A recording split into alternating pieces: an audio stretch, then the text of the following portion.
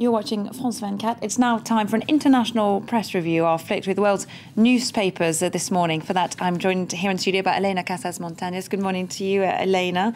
So, obviously, the economic news from that Eurozone crisis summit very much dominating the international papers as well.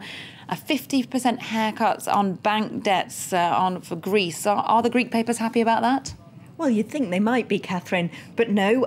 German tanks are the new aid plan. The technocrats are a form of Nazi occupation. That's the front page headline on the left-leaning paper Eleftherio-Typa.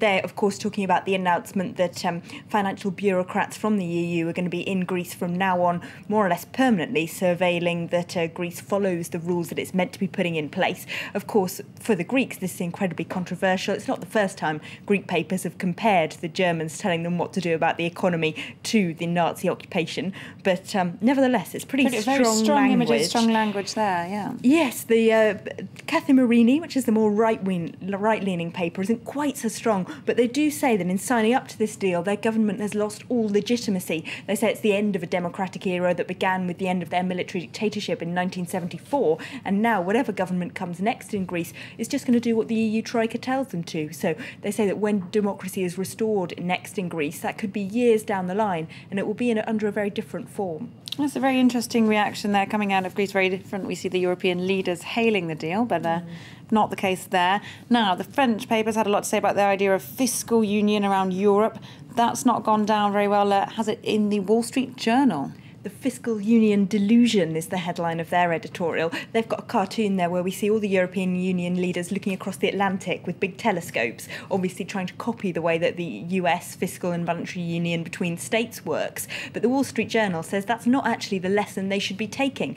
They say that even though they have one currency and one tax policy, there's still some US states like California that are doing very badly financially, while others like Texas are doing very well. That's because there's still some differences in regulation, and that's the model that Europeans should be copying, because they say that without competitivity, then you can't create jobs or wealth.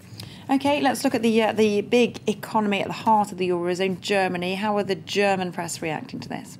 Why can't Germans respect Angela Merkel a bit more? That's what Die Welt is asking today. They think she deserves to be praised for having imposed what Germany wants on the rest of the EU leaders, but that's not what German public opinion is saying, according to them. They say that this Euro crisis could even lose her party the next election because she's been so determined to keep Europe together that she's made herself unpopular with lots of the German public who don't want to spend their money on countries like Spain, Italy and Greece, and think that if they can't behave in terms of budget, they should just be allowed to fall. Yep, Angela Merkel has been facing a real battle at home. Now, the British paper, The Independent, is being perhaps rather cynical, doesn't think this is going to be the last all-night European crisis summit. We have seen several in the past, of course. They think there's more to come.